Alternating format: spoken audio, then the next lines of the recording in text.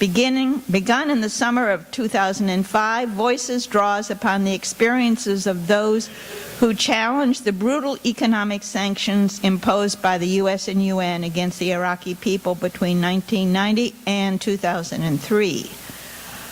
Prior to that, Kathy helped initiate Voices in the Wilderness, a campaign to end the UN-U.S. sanctions against Iraq. For bringing medicine to Iraq in open violation of sanctions, she and other campaign members were notified of a proposed $163,000 penalty, threatened with 12 years in prison, and eventually fined $20,000, for which they refused to pay.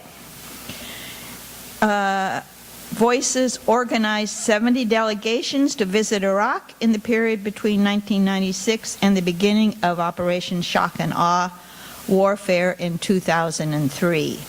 After the campaign began in January of 1996, Kelly went to Iraq 24 times. And now I think I am going to skip over. She has done many, many other peace delegations, but I want to focus on what she is going to be presenting today.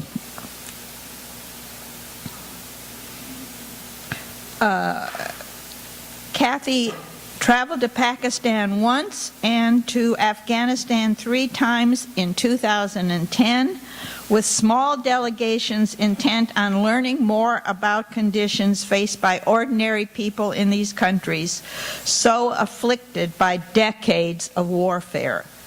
Voices for Creative Nonviolence has begun working closely with Afghan Youth Peace Volunteers in search of non-military solutions to end the war.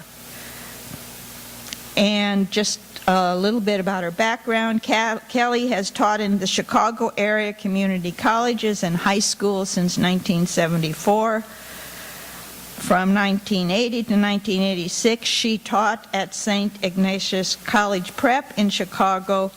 She is active with the Catholic Workers Movement, and as a pacifist and a war tax refuser, has refused payment of all federal income tax since 1980. A real activist, outstanding woman. It's with great pleasure I introduce Kathy Kelly.